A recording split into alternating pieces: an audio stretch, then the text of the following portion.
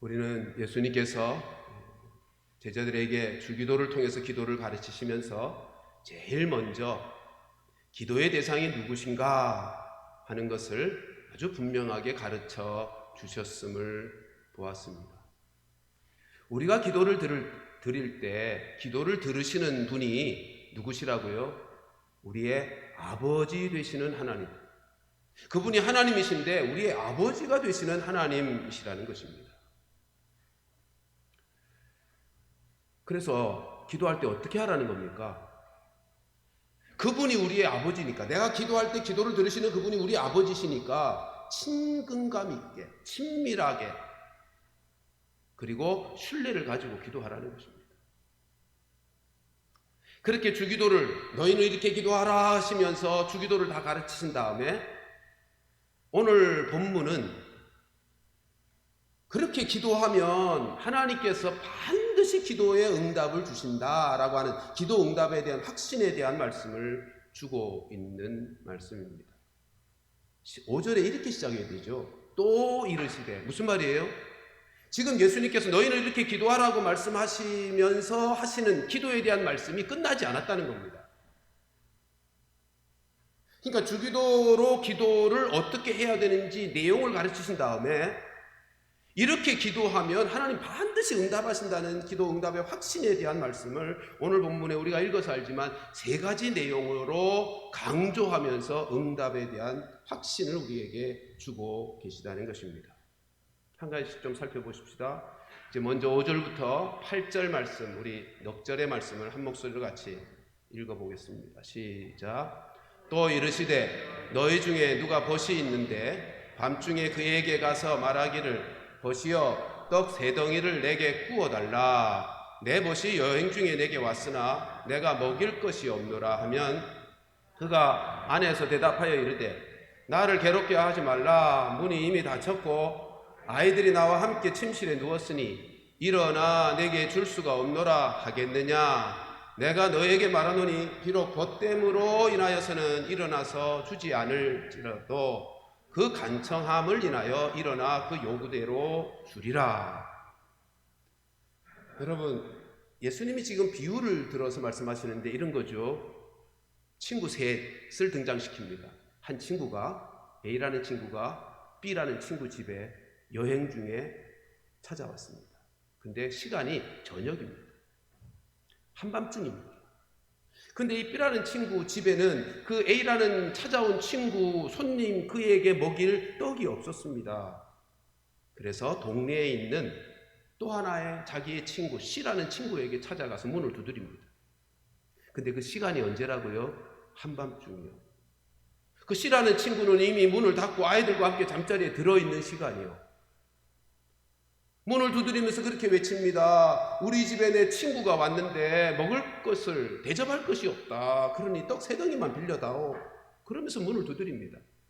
여러분, 이런 상황 속에서 예수님께서 뭐라고 말씀하십니까? 7절 말씀을 다시 보십시다.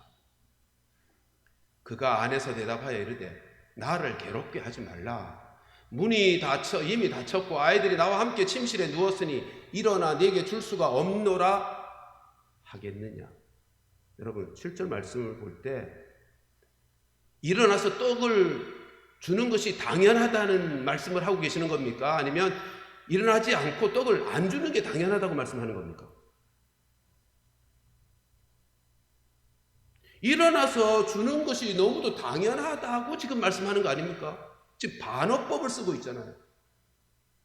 앞에 내용을 보면 도무지 일어나서 줄 수 없는 상황인 것처럼 말씀하시지만 일어나 네게 줄 수 없노라 하겠느냐, 그러지 않는다는 거죠. 여러분, 우리가 이 상황을 지금 보면 이 A라는 친구의 행동이 상식적이지 않잖아요. 어떻게 그 한밤중에 자리에 이미 누워서 잠을 자고 있는 그 상황에 가서 문을 두드리며 떡을 빌려달라고 말할 수 있겠는가 말이에요. 어이가 없죠, 우리의 입장에서 보면. 근데 예수님은 지금 그런 상황인 것을 아시면서도 그럴지라도 일어나 내게 줄 수가 없노라 하겠느냐? 준다는 거죠. 주는 것이 당연하다는 거죠. 예수님의 이와 같은 말씀을 이해하려면 그 당시 문화와 풍습을 살펴야 합니다. 여러분, 그 당시는 중근동 지역, 그 팔레스타인 지역은 나그네가 자기 집에 오면 아주 당연하게 먹이고 재우는 것이 그 당시의 관습이었고 문화였습니다. 거기다가 만일 그렇게 나그네 된 자 손님을 맞이하여 대접하지 않는 것, 그건 명예가 걸린 문제로 여기던 시대였습니다. 명예와 관련된 거예요. 여러분, 그 팔레스타인 지역의 사람들의 삶의 의식 속의 특징은 명예를 목숨보다 더 귀하게 여기는 사람들입니다. 그리고 그 시대, 그 팔레스타인 지역의, 중근동 지역의 사람들의 의식 속에는 그 시대가 공동체 중심의 사회였기 때문에 어떤 손님이 자기 동네에 들어오면 개인만이 아니라 그 동네의 명예가 걸린 문제로 여겼습니다. 그러니까 지금 자기 집에 친구가 왔을 때 자기 집엔 먹을 것이 없으니까 자기 동네의 한 친구 집에 찾아간 거예요. 있을 법한 친구 집을 찾아가서 떡 3덩이만 빌려달라고 말하는 것입니다. 무슨 말입니까? 지금 예수님이 아까 소론에서 말씀드린 것이 너희는 이렇게 기도하라고 기도의 내용을 가르치셨어요. 그리고는 이어서 또 이르시되라고 하시면서 주시는 말씀에 가르치고자 하는 게 뭐냐면 이렇게 기도하면 너희의 기도는 반드시 응답된다. 지금 그 말씀을 하려고 하는 거거든요. 그러면서 비유로 든 내용이 뭐예요?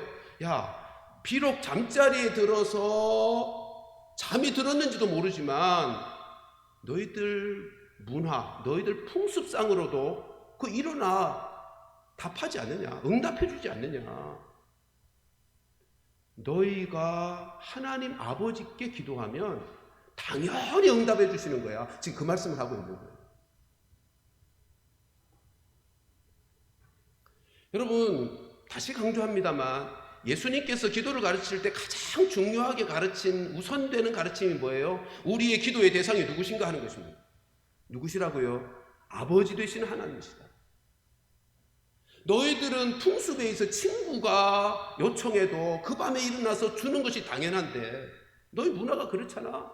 너희 명예를 생각해서도 그렇게 행동하잖아. 너희 아버지 하나님께서 너희가 구하는 것 당연히 주시는 거지. 지금 그거 말씀하고 있는 거예요.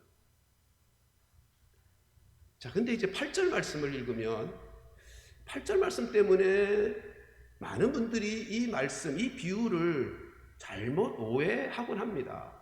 8절에 이렇게 말씀하죠. 내가 너에게 말하노니 비록 벗됨으로 인하여서는 일어나서 주지 않을지라도 간청, 그 간청함을 인하여 일어나 그 요구대로 주리라. 그러니까 지금 이 말씀의 핵심은 준다는 거잖아요. 일단은 준다는 건데 여기 간청이라는 단어 때문에 오해를 합니다. 벗됨으로 인하여서는 일어나 주지 않겠지만 간청함으로 인하여 일어나서 준다. 말은 아까 말씀드린 것처럼 너희들 풍속에 의해서, 여러분 간청을 왜 한 거예요, 이 사람이? A라는 친구가 C라는 집에 와서 왜 간청을 한 거죠? 그 풍속이, 그 문화가 그렇게 해도 너무도 자연스럽고 당연한 것이니까. 그러니까 여기 간청함으로 인하여라는 의미는 바꾸면 너희들 풍속에 의해서는 일어나 줄 수밖에 없다. 그게 당연한 거다. 그런 뜻이에요. 여기 간청이라는 단어를 우리가 잘 이해해야 되는데 여기 간청이라는 단어는 아나이데이안이라고 하는 헬라어입니다. 아나이데이안이라고 하는 이 단어는 중세 이후로는 언어가 의미가 좀 바뀌었어요. 여러분 시대마다 언어 의미가 좀 바뀌는 거 아시죠? 중세 이후로 이 단어의 의미가 강청 혹은 끈질김이라는 의미로 바뀌었어요. 그래서 우리 요 전 성경 번역된 개역 성경을 보면 이 간청이라는 단어를 아나이데이안이라는 요 단어를 강청으로 번역했어요. 그래서 더 오해를 불러일으키는 말씀이 되고 말았습니다. 근데 원래 예수님이 말씀하시던 이 시대의 아나의 데이안이라는 이 단어의 뜻은 뻔뻔스러움입니다. 부끄러움이 없음, 그런 뜻입니다. 그러니까 이런 거죠. 너 벗됨으로 인해서는 일어나 주지 않겠지만 그 뻔뻔스러움, 부끄러움이 없이 요구하는 그것에 의해서 일어나서 준다. 그 뻔뻔스러움으로 요구하게 된 배경이 뭐라고요? 풍속 때문에. 개인의 명예가 걸린 게 아니라 그 동네의 명예가 걸린 것이니까 당연히 그렇게 친구 집에, 옆집에 가서라도 떡을 얻어서 대접해야 되는 거예요. 그러니까 이 말씀의 의미는요, 너희가 내가 이렇게 기도하라고 가르친 주기도 방식으로 그렇게 기도하면 하나님은 반드시 응답하신다. 지금 그 말씀을 강조하고 있는 것입니다. 근데 어떻게 오해하고 있다고요? 강청으로 오해하고 있다고요. 왜 이렇게 쉽게 오해할까요? 왜 교인들도 이 말씀을 읽으면서 하나님 앞에 강청하면, 끈질기게 매달리면 하나님은 기도 응답하시는 분이시구나, 왜 그렇게 본문을 읽으면서 오해를 하게 될까요? 그건 보통의 종교적 심리가 그러하기 때문에. 일반인들 대부분의 종교성을 가진 사람들의 심리를 보면요, 우리나라에 그런 말 있잖아요. 지성이면 감천이다. 하늘의 정성을 다 드리면 하늘이 감동해서 내가 원하는 거 들어주신다는 거예요. 이게 대부분의 종교성을 가진 사람들의 기도 심리입니다. 그러니까 교회를 다니는 사람들 중에서도 내가 지성을 들여서 끈질기게 포기하지 않고 매달리면 하나님께서 들어주실 거야 라고 생각하고 그 말씀의 근거로 이 말씀을 드는 것입니다. 여러분, 지성이며 감천이라고 하는 의식의 사람들, 그래서 자기가 원하는 거 들어주지 않으면 어떻게 반응하죠? 지성이 부족했구나, 정성을 더 드려야 되겠구나, 그렇게 반응한다고요. 아닙니다. 지성이면 감천이다 라고 하는 말이 마치 성경에 있는 것처럼들 생각하는 분이 있는데 성경에 이런 말씀 없어요. 우리 하나님은요, 우리가 아무리 떼쓰고 애를 써도 끈질기게 포기하지 않고 매달려도 안 들어주셔야 될 것은 안 들어주시는 분이십니다. 그래서 예수님께서 기도를 가르치실 때 주기도문부터 가르치신 거예요. 너희는 이렇게 기도해야 돼. 여러분, 육신을 가진 부모도 마찬가지 아닙니까? 육신을 가진 부모도 자식이 땡깡 쓴다고 다 들어주십니까? 아니잖아요. 5살 난 딸아이가 자기도 요리하겠다고 날이 시퍼렇게 선 칼 달라 그러면 쥐어줍니까? 아무리 땡깡 피우고 울어대도 엄마는 그 딸에게 칼을 쥐어주지 않습니다. 왜요? 왜 달라는데 안 주는 겁니까? 사랑하니까. 그거 들려주면 다칠 줄 아니까. 잘못될 것 같으니까. 뻔히 보이니까. 그를 위해서 안 주시는 거예요. 여러분, 우리가 인생을 살면서 어떤 때는 하나님, 나 이 일이 너무 중요해요. 이 일이 너무 급해요. 그러니까 좀 빨리 해결해 주세요 라고 기도하지만 하나님께서 보실 때 그가 달려가는 그 길 앞에 낭떠러지가 있다면 하나님은 그걸 보이시니까 응답해 주시겠어요? 응답해 주실 수가 없죠. 우리의 인간은 내일 일도, 한 치 앞도 모르잖아요. 우리에게는 안 보인다고. 근데 하나님은 우리의 처음과 끝을 다 보시고 계시잖아요. 안 들어주시는 이유가 있는 거예요. 안 들어주신 것이 우리에게는 축복인 거예요. 왜 안 들어주셔요? 사랑하기 때문이에요. 우리를 아끼시기 때문이에요.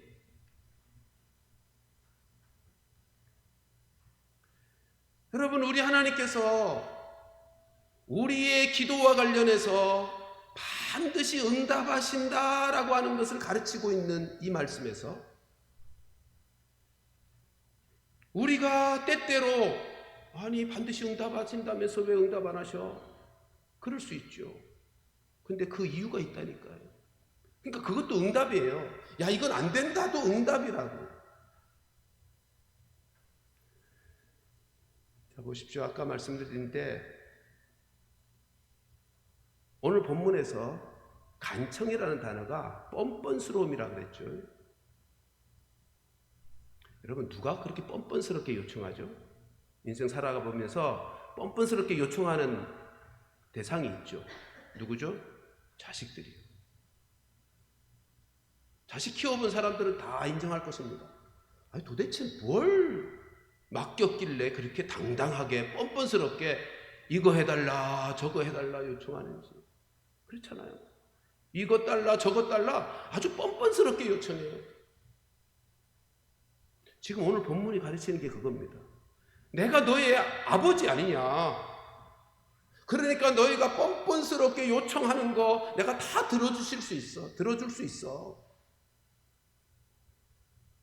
여러분, 지금 예수님께서 주기도문을 가르치신 다음에 이 말씀을 덧붙여 가르치시는 이유는 다시 강조합니다만 기도 응답의 확신을 가지라는 것입니다. 우리가 뻔뻔스럽게 부끄러움이 없이 주저하지 않고 하나님 앞에 요구할 수 있는 존재들이라고요.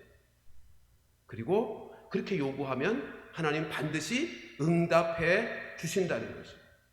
근데 그 응답에는 예수도 있지만 노도 있는 거죠. 근데 그 노도 하나님의 응답이고 우리에게 최선의 것이고. 여러분, 우리가 요구하는 것과 하나님이 응답하시는 것이 다를 수 있어요. 근데 한번 생각해 보세요. 우리가 요구하는 것과 하나님이 우리에게 주시는 것이 다를 때 어느 쪽이 더 좋을까요? 우리에게 어느 것이 더 좋은 것일까요? 그건 두말할 것 없죠. 우리보다 우리를 더 잘 아시는 하나님, 오늘만이 아니라 우리의 마지막까지도 잘 아시는 하나님께서 우리에게 주시고자 하는 것이 우리에게 더 좋은 거죠. 그러니까 우리가 기도할 때 내가 원하는 것 고집하고 내 소원만 붙들고 기도해서는 안 되고요. 하나님의 뜻이 무엇인지를 분별하며 하나님의 뜻을 구하는 게 너무너무 중요한 거예요.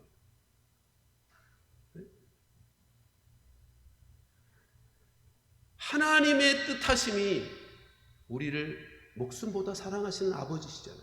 아니, 당신의 목숨까지 내어주시기까지 사랑하시는 분이시잖아요. 그리고 우리의 처음과 미래를 다 내다보시며 우리에게 가장 좋은 것을 주시고자 하시는 아버지 하나님이시잖아요. 그분의 뜻을 따라 살아가는 것이야말로 우리의 인생의 최고의 안전이고 최고의 삶이 될 것이라고 합니다. 베스트 인생을 살게 만드는 지름길이에요.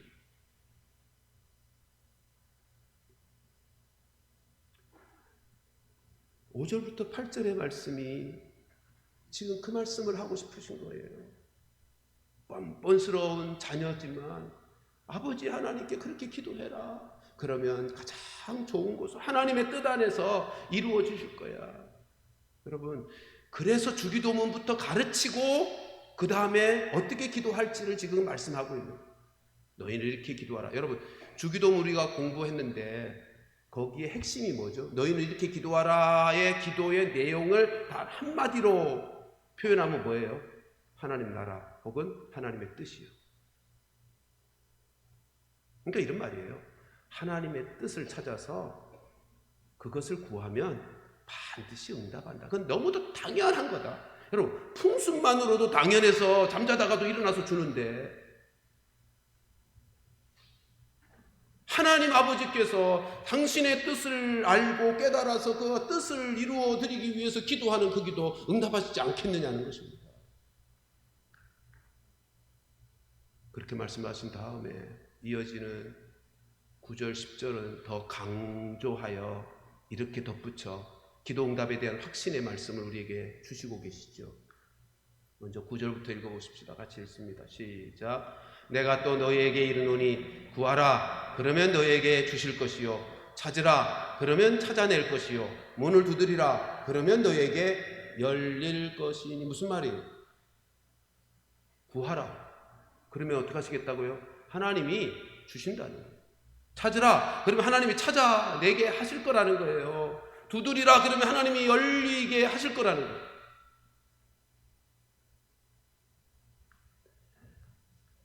여러분, 지금 기도하는 하나님의 자녀된 우리들에게 있어서 기도 응답의 확신이 얼마나 중요하면 예수님은 지금 3번이나 반복해서 강조하고 있는 거죠. 그렇잖아요. 지금 이게 다른 기도 제목을 말하는 게 아니고 기도하면 응답한다, 기도하면 응답한다, 기도하면 응답한다를 다른 표현으로 강조하고 있는 거예요. 그러니까 우리 기도하는 당신의 자녀들이 하나님 앞에 기도할 때, 아버지 되신 하나님 앞에 기도할 때 기도 응답의 확신을 가질 것에 대하여 그 중요성을 얼마나 강조하시면 3번이나 반복해서 말씀하고 있는 겁니다. 그리고 덧붙여 10절의 말씀도 또다시 반복하죠. 10절도 읽어보실까요? 시작. 구하는 이마다 받을 것이요 찾는 이는 찾아낼 것이요 두드리는 이에게 열릴 것이요. 똑같은 말을 표현을 바꾸어서 또다시 강조하고 있는 거예요. 그러니까 지금 예수님은 너희를 이렇게 기도하라 말씀하신 다음에 너희 기도할 때 응답받을 것을 확신해. 제발 좀 확신해. 지금 그 말씀을 강조하고 또 강조하고 있는 거예요. 근데 여기서 조건이 하나 있어요. 뭐죠? 뭘 구하고 뭘 찾고 뭘 두드리라는 거예요. 하나님의 뜻이요.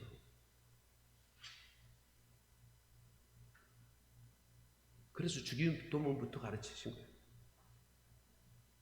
하나님의 뜻을 구하고 하나님의 뜻을 찾고 하나님의 뜻을 두드리면 하나님 반드시 응답하신다. 지금 그 말씀하고 있는 거예요. 이렇게 말씀을 드리면 한편 이런 생각이 드시는 분 있죠. 하나님, 그러면 나의 절박한 문제는 어쩌란 말입니까?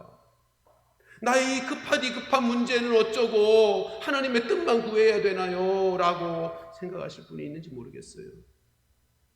여러분, 다시 말씀드립니다. 그 급하고 절박한 그 문제를 가지고 하나님 앞에 나아가 기도할 때 어떻게 기도하라고요? 하나님의 뜻이 무엇인지를 구하라고요. 그게 내가 원하는 대로 되기를 매달리지 말고 땡깡 피우지 말고.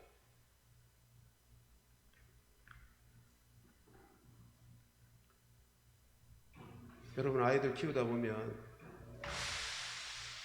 땡깡을 피우죠. 그죠? 그렇잖아요.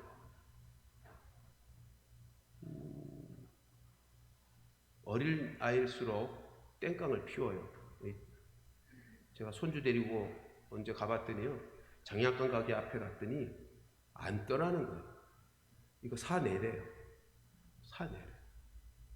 어떤 아이들 보면 장난감 가게 앞에서 주저앉아가지고 떠나질 않죠. 땡깡 피우면서 사줄 때까지. 근데 그거 왜 그래요? 부모니까 그럴 수 있는 거잖아요. 옆집이 아저씨면 그러겠어요? 아버지니까 그럴 수 있는 거예요. 아버지니까. 그러니까 지금 예수님께서는 야, 구해, 찾아, 두드려, 응답하실 거야. 근데 뭘 구하라고요? 하나님의 뜻을. 하나님의 뜻을. 우리의 절박한 문제를 가지고 하나님 앞에 나아가 매달리지만 그것을 구할 때 내가 원하는 대로 내 방식대로 해결되기를 구하려고 하지 말고 하나님의 뜻이 어디 있는지 하나님의 뜻대로 되어지기를 구하란 말이에요. 그 절박한 문제를. 그러면 어떻게 하시는 거예요? 그 하나님의 뜻 안에 내 삶에, 그 문제와 관련된 내 삶에 가장 좋은 것으로 하나님이 응답하신다는 거예요. 하나님의 뜻 안에 우리의 최선의 것이 거기에 있는 거예요. 그래서 지금 예수님은 확실하게 하나님의 뜻대로 구해라, 하나님의 뜻을 구해라. 그러면 반드시 응답된다.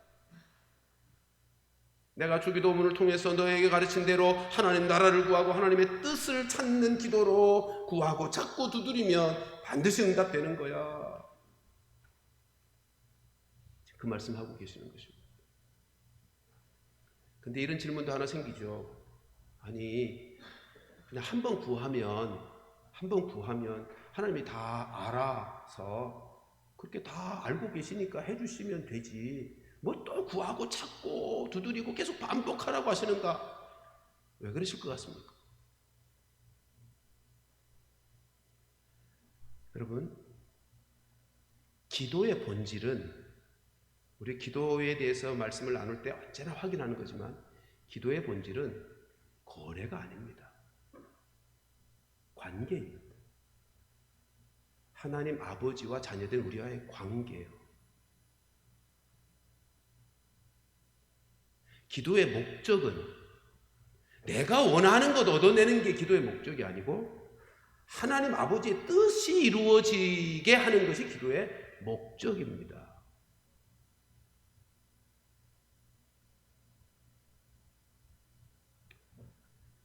그러니까 지금 우리가 기도가 무엇인지를 잘 알면, 기도가 본질이 무엇인지 잘 알면 이런 거죠. 하나님께서 왜 기도를 그냥 한 번 하면 다 알아서 들으시면 됐지 뭘 자꾸 또 하고 또 하고 또 하라 그러는가? 여러분, 관계이기 때문에 또 하고 또 하고 또 만나고 또 만나면서 하나님을 제대로 아는 거예요. 하나님이 뜻도 알고 하나님의 뜻도 알고 하나님이 나를 향하신 하나님의 사랑도 알고 더 깊이 느끼고 하나님에 대한 신뢰가 더 커지고. 여러분, 기도는 관계의 문제이기 때문에 그래서 기도를 교제라 그랬잖아요. 영적인 교제라, 하나님과의 교통. 그러므로 하나님께서 기도하라고 하시면서도 항상 기도하고 또 기도하고 또 기도하게 하신 이유는 그게 관계가 더 깊어지게 하기 위해서. 그래서 하나님의 뜻도 더 깊이 알게 되고 하나님의 사랑을 더 깊이 느끼게 되고 신뢰도 더 커지게 되고. 그러면 어떻게 할까요? 하나님의 뜻대로 살게 되고 하나님의 뜻대로 구하게 되겠죠. 그러면 응답은 더 분명해지겠죠? 응답이 더 분명해지면 그 하나님을 더 신뢰하고 더 기도가 더 온전해지겠죠? 여러분, 이게 영적 생활, 신앙생활의 선순환이에요.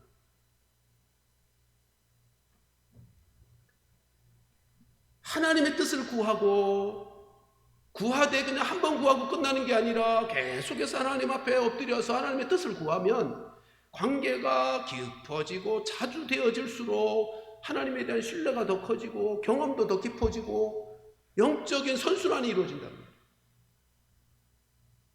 그래서 우리 하나님은 우리에게 기도를 가르치시면서 야, 구하면 나 다 해줄게 그러지 않고요.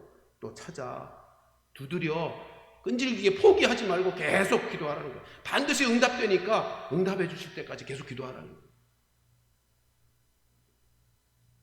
땡깡 피우면 끈질기게 매달리면 응답하신다는 뜻이 아니고 하나님의 뜻을 붙잡고 그렇게 기도하면 반드시 응답이 되고 그것은 영적인 선순환을 이루어 우리의 신앙에 그리고 우리의 삶에 큰 진보를 이룰 것이기에 기도를 가르치시면서 이렇게 가르치고 계신 것입니다. 그리고 이제 나머지 11절부터 13절이 사실은 예수님께서 말씀하시고자 하는 강조의 핵심이 여기에 있습니다. 우리 11절, 12절 말씀 같이 읽어보십시다. 시작. 너희 중에 아버지 된 자로서 누가 아들이 생선을 달라 하는데 생선 대신에 뱀을 주며 알을 달라 하는데 정갈을 주겠느냐? 여러분, 그렇잖아요. 지금 11절부터 13절까지 마무리하면서도 보세요. 지금 예수님이 하나님과 우리 사이가 어떤 관계인지를, 아버지와 자녀의 관계, 이 특별한 관계인 것을 다시 강조하고 있잖아요. 그러니까 지금 예수님이 기도를 가르치실 때 11장 2절에서 너희가 이렇게 기도해 하나님을 아버지라고 불러로 시작했다가 기도에 대한 마무리를 가르치면서도 우리가 기도하는 기도의 대상이신 그분이 하나님이 우리 아버지이신 것을, 그 특별한 관계 속에서 기도한다는 것을 다시 한번 확인시켜주고 있는 거예요. 여러분, 이 세상의 모든 부모도요, 자식에게는 좋은 것 주려고 합니다. 그렇잖아요. 좋은 것 주려고 해요. 지금 11절 12절에서 이렇게 말씀하죠. 아들이 생선을 달라 하는데 뱀을 줄 사람이 있느냐? 있어요? 없죠. 알을 달라고 하는데 정갈을 줄 자가 있느냐? 없습니다. 왜 정갈을 얘기할까? 알 얘기하면서. 여러분, 정갈이 이렇게 움츠려들면 꼭 알처럼 생겼답니다. 여러분, 부모는 자녀가 달라고 할 때 좋은 것 주시는 분이시라고요.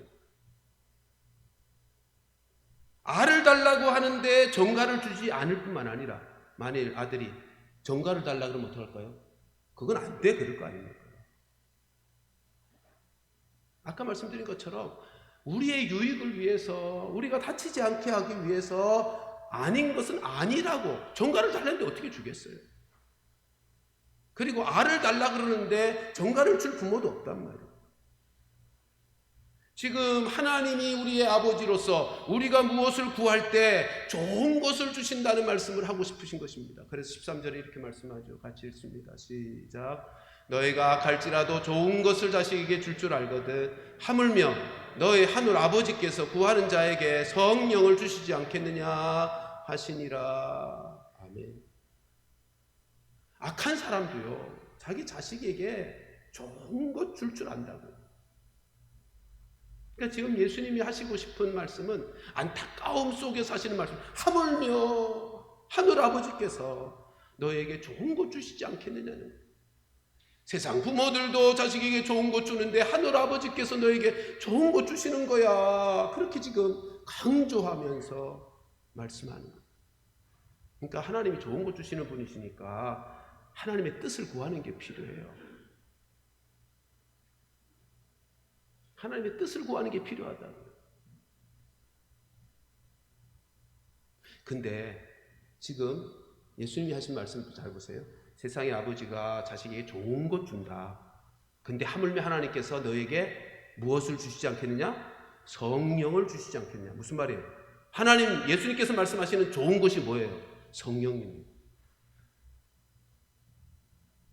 왜 성령님이 좋은 것일까요? 성령님 안에 좋은 것이 다 있거든요. 성령님 안에 좋은 것이 다 있거든요. 그리고 성령님께서 우리에게 좋은 것이 어떤 것인지, 다시 말해서 하나님의 뜻이 무엇인지를 알게 해주시는 분이시거든요. 여러분, 고린도전서 12장 3절 하반절에 보면 성령께서 우리로 믿어 구원받게 하시는 분이시잖아요. 일단 그죠? 그 영생에 가장 좋은 것을 우리에게 주시는 분이 성령님이에요. 성령으로 아니하고는 예수를 주라 할 자가 없다고. 성령께서 우리로 예수를 주로 고백하여 구원을 얻게 하시는 분이세요. 근데 그것만이 아니라 우리가 이 생 살아가면서 하나님의 뜻이 무엇인지를 알게 해주시는 분이 성령님이에요. 로마서 8장 26절부터 28절 우리 이어서 한번 읽어보십시다. 시작. 이와 같이 성령도 우리의 연약함을 도우시나니 우리는 마땅히 기도할 바를 알지 못하나 오직 성령이 말할 수 없는 탄식으로 우리를 위하여 친히 간구하시느니라. 마음을 살피는 이가 성령의 생각을 아시나니 이는 성령이 하나님의 뜻대로 성도를 위하여 간구하심이니라. 우리가 알거니와 하나님을 사랑하는 자고 그의 뜻대로 부르심을 입은 자들에게는 모든 것이 합력하여 선을 이루느니라. 여러분, 성령이 어떤 분이시라고요? 하나님의 뜻대로 기도합니다. 그러니까 우리가 왜 성령이 좋은, 예수님께서 왜 성령을 좋은 것이라고 말씀하는가 하면 성령이 좋은 것을 우리로 알게 하시는, 하나님의 뜻이 무엇인지를 알게 해주시는 분이십니까? 그리고 하나님의 뜻대로 기도할 수 있게 해주시는 분이십니까? 그러니까요, 우리가 기도할 때 성령님, 하나님의 뜻이 뭐예요? 그렇게 구해야 돼요. 그리고 성령님, 나의 기도를 인도해 주세요. 잘 모르겠으면 성령님, 나의 기도를 인도해 주세요. 성령님께 구하세요. 성령님이 하나님의 뜻이 무엇인지를 알고 구하시는 분이세요. 여러분, 우리의 인생 자체가 하나님의 뜻 안에 있습니다. 그렇잖아요. 하나님의 뜻 안에 우리의 인생이 있다고요. 최근에 우리 교회 많은 매주 지금 석주째 사랑하는 성도들을 천국으로 환송하고 있는데, 그러면서 새삼스럽게 생각된 것이 있었어요. 인생의 시작과 끝이 오직 하나님의 뜻 안에 있구나. 우리 최 집사님은 그냥 아침에 걸어 나가셔서 걸어 다니시다가 그냥 돌아가셨잖아요. 우리 변 집사님은 너무 아까운 나이에 너무 일찍이 하나님이 불러가시잖아요. 인생의 시작과 끝이 하나님의 뜻 안에 있어요. 우리가 원하는 대로 되는 게 아니라고요. 이 세상에 오는 것도, 하나님의 품에 안기는 것도 하나님의 뜻 안에 있어요. 우리를 이 땅에 내신 하나님, 생명의 주인 되신 그분의 뜻 안에 생사화복이 다 있다고요. 따라서 우리가 하나님의 뜻 안에서 살아가는 것이야말로 최고의 인생을 사는 것, 가장 안전하고 가장 복된 인생을 사는 것. 지금 예수님께서는 그것을 가르치고 있는 것입니다. 구해라, 찾으라, 두드려라. 세상의 악한 부모도 자식에게 좋은 것 줄 줄 아는데 하물며 하나님께서 좋은 것 주시지 않겠느냐, 성령님 주시지 않겠느냐, 성령을 구하고 찾아. 제가 언젠가 이 본문에서 그렇게 말씀드렸죠. 뒤집어서 말하면 주께서 우리에게 요구하는 기도의 제목, 구하고 찾고 두드려 계속해서 기도해야 되는 기도의 제목이 뭐라는 거예요? 성령님이에요.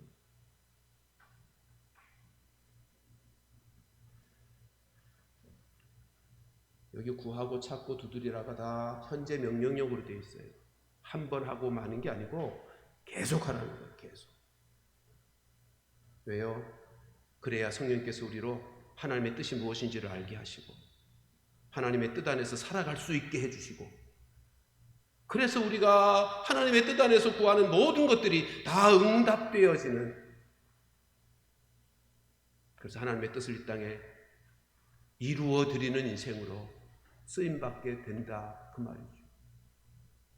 그래서 주기도문을 하신 다음에 이 말씀을 지금 이어서 또 이르시되 하시며 기도에 대한 교훈을 주고 계시는 것입니다. 사랑하는 성도 여러분, 기도는 다시 말씀드립니다. 거래가 아닙니다. 내가 정성 많이 들이며 신이 감동해서 나에게 그 무엇인가를 해주시는 거래가 아니고 관계입니다. 이 관계가 깊어질수록 우리는 하나님의 나라를, 하나님의 뜻을 이 땅에 온전히 이루어드리는데 쓰임받는 인생이 될 것입니다. 우리 모두 성령님을 구하면서 성령의 인도를 받으면서, 다른 말로 성령 충만해서 우리의 기도 생활이 더 깊어지고 온전해지고, 그래서 우리의 삶도 하나님 앞에서 아름답게 능력 있게 하나님 나라를 이루고 하나님의 뜻을 성취하며 쓰임받는 우리 모두가 되기를 주님의 이름으로 축원합니다. 기도하십시다. 우리 시간 함께 우리의 기도를 들어주시고